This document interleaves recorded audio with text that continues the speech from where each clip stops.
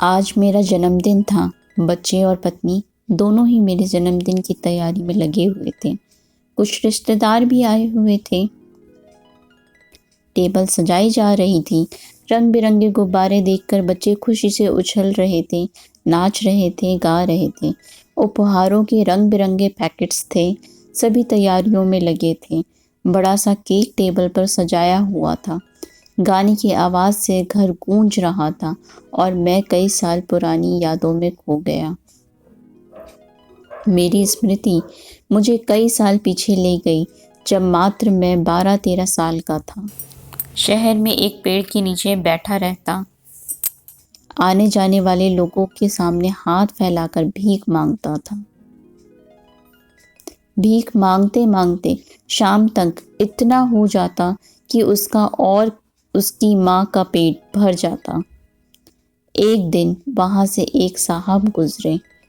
वे शहर में नए आए थे, अपने ऑफिस पैदल ही जाते थे। साहब को जाता देख मैं दौड़कर उनके पास गया, हाथ जोड़कर नमस्ते कर कर हाथ फैला दिया।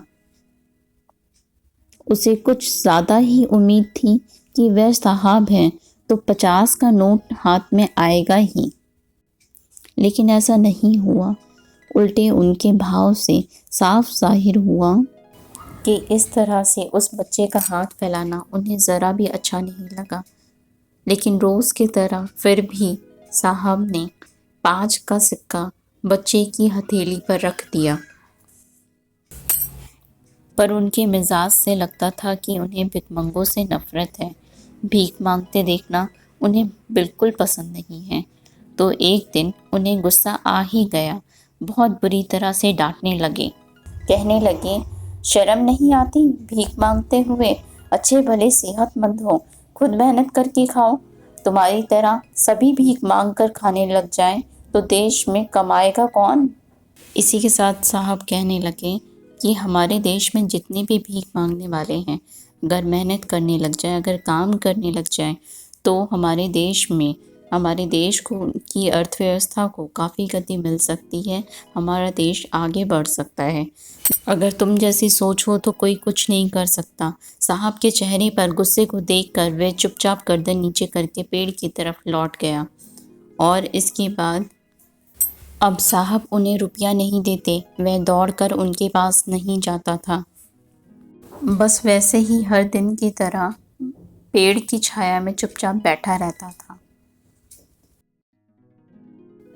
साहब भी रोज की तरह वहां से गुजरते और उसे तिरछी नजरों से घूरते हुए वहां से तेजी से निकल जाते थे। एक दिन साहब खुद उसके पास आए, उसके पास बैठे और हालचाल पूछा।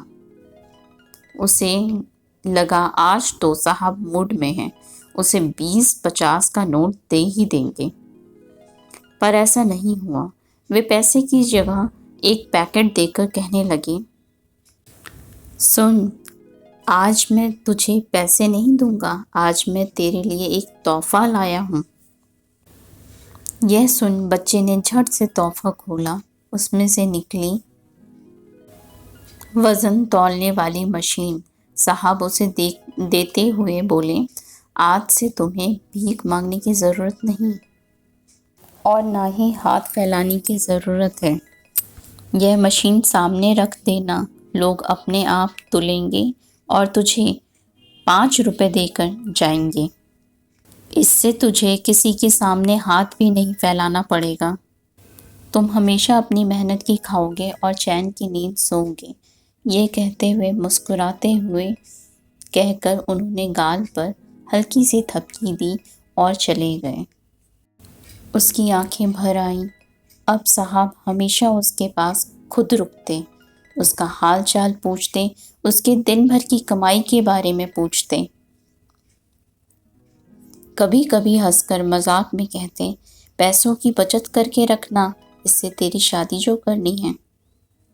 उसके बाद धीरे धीरे पैसों की बचत होने लगी। इस बीच चाय की दुकान भी खोल ली। चाय की दुकान बहुत बढ़िया चलने लगी। चाय की दुकान बढ़िया चलने की वजह से उसने दुकान और बढ़ा ली। आज भरा पूरा परिवार, पैसा, गाड़ी, अच्छे दोस्त सब कुछ है, किसी चीज़ की कोई कमी नहीं है मेरे पास। पर साहब जाने कहाँ होंगे, उनका तो कुछ ही महीनों बाद तबादला हो गया था। बस इतना सोचते ही थोड़ी देर बाद ही हैप्पी बर्थडे टू यू गाने के साथ मेरा ध्यान टूटा। मैंने मोमबत्तियाँ बुझाई, सबसे तरह तरह के उपहार भेंट किए, पर मुझे वह अनमोल उपहार याद आ रहा था जिसने मेरी ज़िंदगी को बदल दिया, जिसने मेरे स्वरूप को बदल दिया। इसी उपहार ने उसे इस मुकाम तक पहुंचाया था। न जाने कहाँ होंगे वह साहब, पर जहाँ भी होंगे फिर उसी तरह सैकड़ों लोगों को नई राह दिखा रहे होंगे। अपने साहब को याद करते हुए उसकी आंखें नम हो आई। इसी के साथ एक छोटी सी लाइन है, आगाज तो कर, अंजाम तेरी मेहनत खुद लिखेगी। धन्यवाद।